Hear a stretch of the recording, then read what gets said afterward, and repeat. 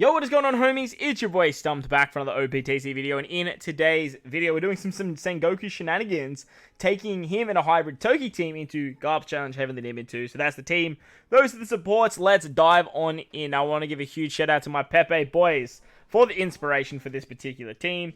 They were sort of just like talking about this in a little bit of a group chat that we had, hybriding like Sengoku with TOKI, and then bringing something like Straw Hat Crew and doing some really cool shenanigans there. So I thought, hey, let's try and get not only the super type of both TOKI and Sengoku, get the super tandem of Sengoku to proc the 4 times attack and orb boost that Sengoku can provide, as well as the base stats, the color affinity onto TOKI. See how much damage we can do to Heavenly Demon 2, by the way, which is fairly challenging content, getting all the way to the end using a full rainbow team, so one of every color, and actually seeing what we can do with the final tap of Straw Hat Crew that can just double all that damage that TOKI's going to hit with. Now, be mindful, obviously, TOKI's not exactly hitting like at the back end of a crazy chain multiplier. She's only hitting on that like 2.2.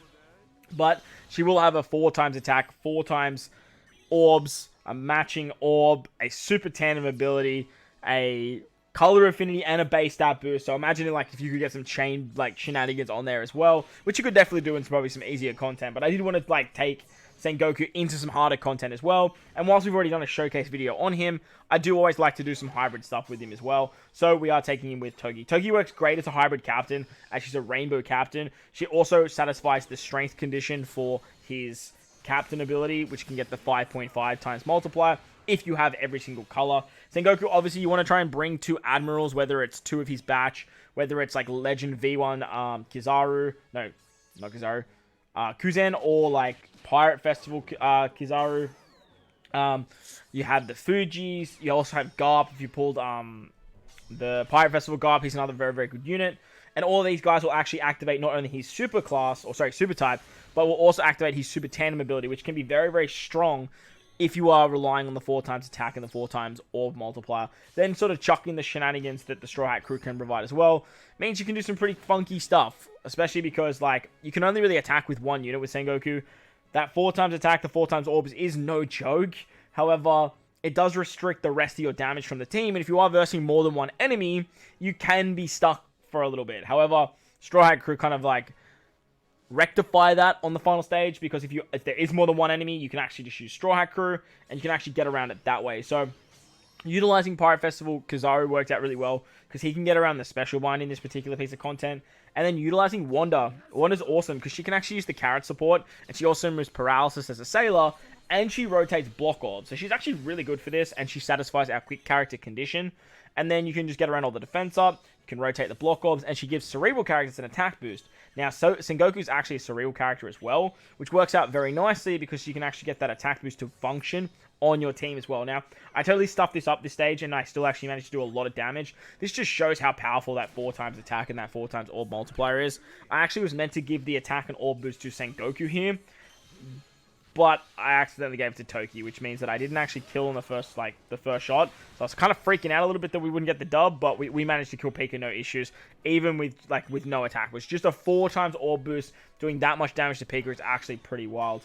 The Straw Hat Crew came in clutch here as well for this particular stage, because we get all of that orbs turn into decks, and they become unfavorable.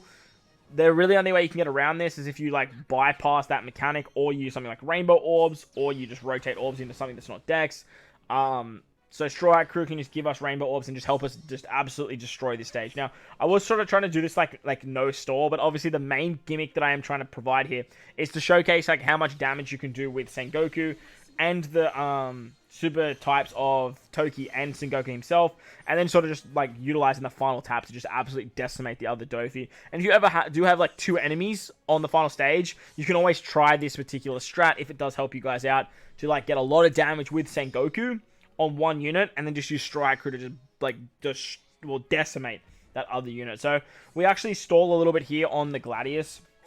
Once he sort of says, I'll clean this up, is when we can sort of move on. But not only that, we can actually get around the slot bind that gets inflicted on our TOKI as well. Utilizing Fujitora is great here because he can become our captain, and then he can actually give his super type to himself, which makes sure that he gets a 2.5 times color affinity buff, only for himself, which is great because not only does he provide a chain boost, but he just allows us to absolutely decimate poor old Senor Pink here.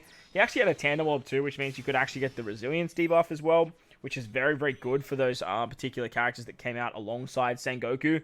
Getting the resilience debuff is very, very valuable. You can do a lot of damage with that. It's basically just a free 10% damage, which is awesome just because you hit with a tandem slot, which is just absolutely bonkers. Like the new rare recruits that are coming out with the treasure map banner, they do that with their special. So just to be able to get with a tandem orb that Sengoku can provide, and then you build up into the super tandem ability anyway, is actually very, very good. It's very, very strong. Sengoku has that ability as well, which is great. So if you ever do the captain swaps and use Sengoku as a sailor, you can actually get the 15% that Sengoku can provide, which is very, very good.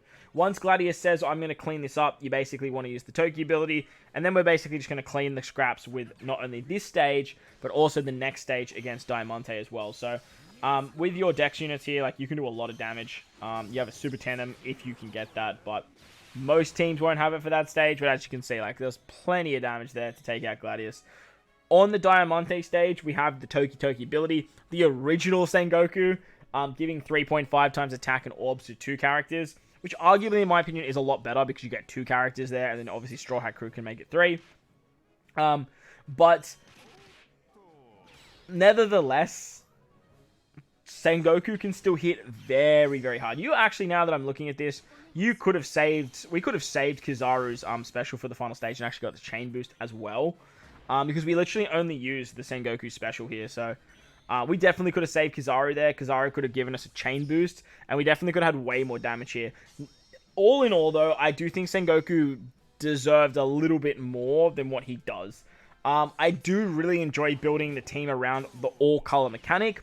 I just really wish that Bandai would give us content where that's a little bit more viable, and we can actually utilize that to benefit our account in some way, whether it's a farming event, not the turtle farming event that's out right now, by the way, don't throw that shit at me, but like an actual event where you can get some real drops, or moving forward it becomes like a real challenge event. 4 times attack and orbs for 1 character, in my opinion, is pretty mid.